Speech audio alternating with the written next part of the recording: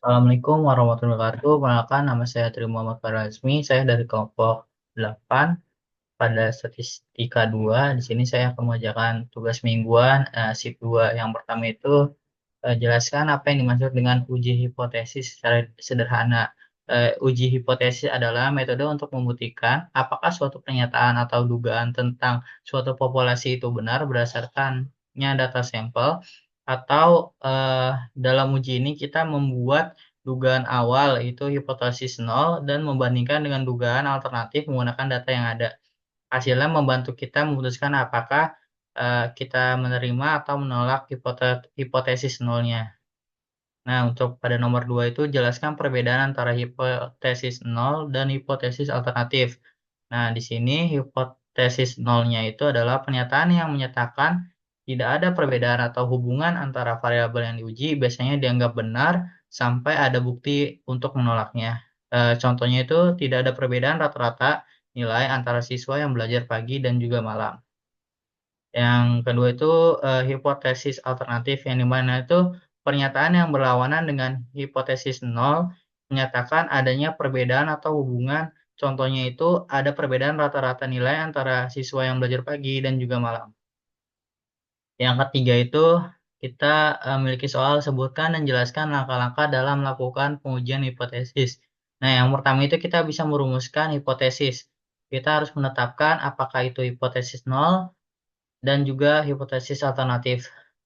Yang kedua gitu, kita menentukan tingkat signifikansinya.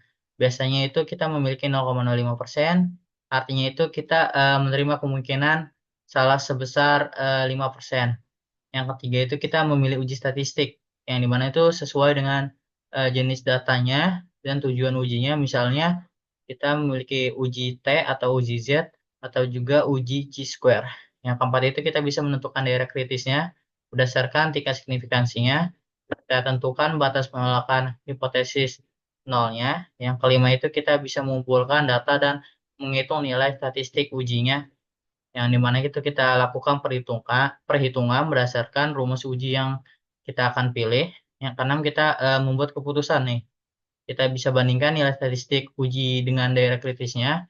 Yang dimana itu jika masuk daerah kritisnya maka itu tolak atau hipotesis nol. Jika tidak itu berarti terima atau hipotesis nol. Untuk yang ketujuh itu kita menarik kesimpulan, yang dimana itu kita berikan interpretasi hasil uji dalam konteks masalah yang akan kita uji. Oke, untuk nomor 4 itu kita akan jelaskan perbedaan antara left tail test dan juga right tail test dan two tail test. Yang dimana itu untuk left tail test itu uji satu sisi yang memeriksa apakah nilai parameter itu lebih kecil dari nilai tertentunya. Contohnya itu kayak apakah suhu mesin ini lebih rendah dari suhu standarnya. Yang selanjutnya itu rectal testnya itu seperti uji satu sisi yang memeriksa apakah nilai parameternya itu lebih besar dari nilai tertentunya. Contohnya itu kayak apakah produksi hari ini lebih tinggi dari rata-ratanya.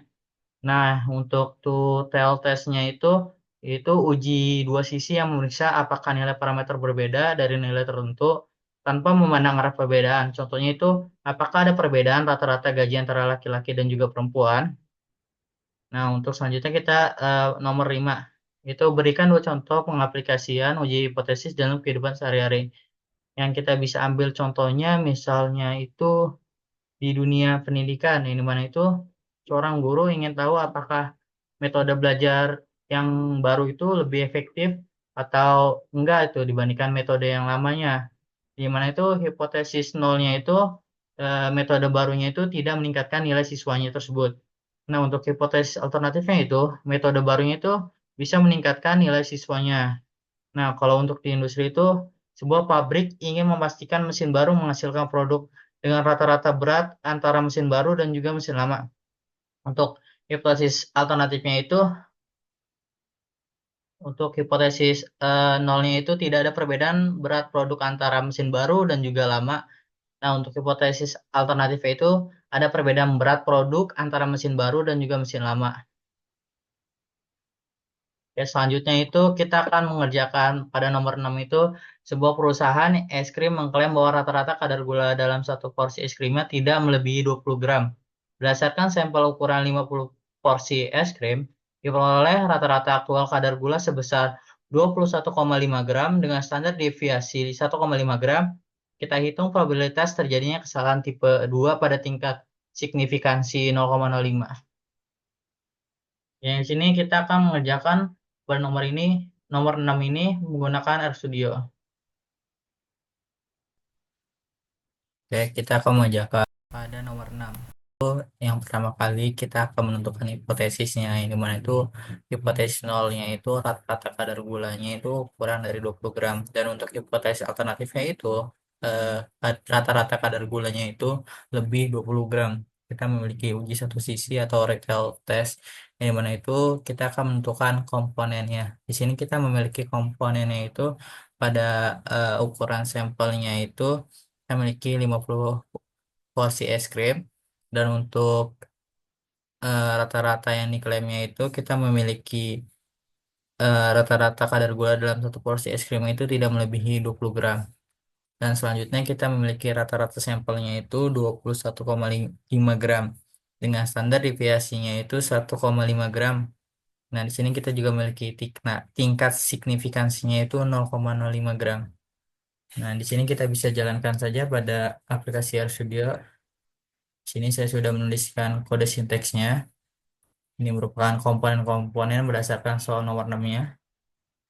Selanjutnya kita bisa mencari nilai kritisnya, yang dimana itu kita bisa menghitung untuk tingkat signifikansinya itu 0,05 pada uji satu sisi, yang mana itu kita memiliki rumusnya itu Q-norm di 1 dikurang alfa, yang mana itu alfanya itu eh, 0,05, yang mana itu kita menemukan hasilnya itu, ini kita bisa jalankan saja. Nah, di sini kita menemukan hasilnya itu 1,644,854 atau 1,645. Selanjutnya kita akan menghitung batas kritis rata-rata sampel untuk menerima hipotesis nolnya. Di sini kita akan menghitung batas kritis rata-rata sampel untuk menerima hipotesis nolnya itu dengan menggunakan X critical dengan M1-nya itu 20, kita tambah dengan tingkat signifikansinya itu 0,05 dikali dengan sigmanya itu 1,5, dan kita bagi dengan kita bagi dengan 50. Nah, maka ditemukan hasilnya itu untuk menghitung batas kritis rata-rata sampelnya itu adalah 20,34893. Selanjutnya kita akan menghitung Z beta pada kesalahan tipe yang keduanya. Karena kita akan mencari tipe keduanya itu, ini seperti biasa, yang dimana itu kita akan menghitung Z betanya. Kita gunain rumus seperti ini. Nah, untuk S kritikalnya itu kita sudah nemuin tadi, nilai kritisnya itu 2,34893. Kita kurangin dengan X barnya itu 21,5. Kita bagi dengan sigma satunya itu 1,5. Kita bagi juga dengan N satunya itu 50. Nah, di sini kita akan mencetak hasilnya itu pada probabilitas gagal menolak, padahal HI itunya benar. Nah, di sini kita menemukan untuk menghitung Z beta kesalahan tipe 2-nya itu kita mendapatkan 2,87894. Jadi Jadi kesimpulan itu probabilitas terjadi kesalahan pada tipe kedua itu pada tingkat signifikansi 0,05 adalah sekitar 0,000003 atau 0,0003%. Ini berarti kemungkinannya eh, kecil untuk menolaknya pada hipotesis nolnya, padahal hal satunya benar, itu sangat kecil.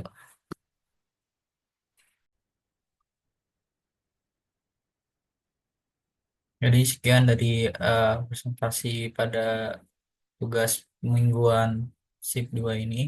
Sekian, terima kasih.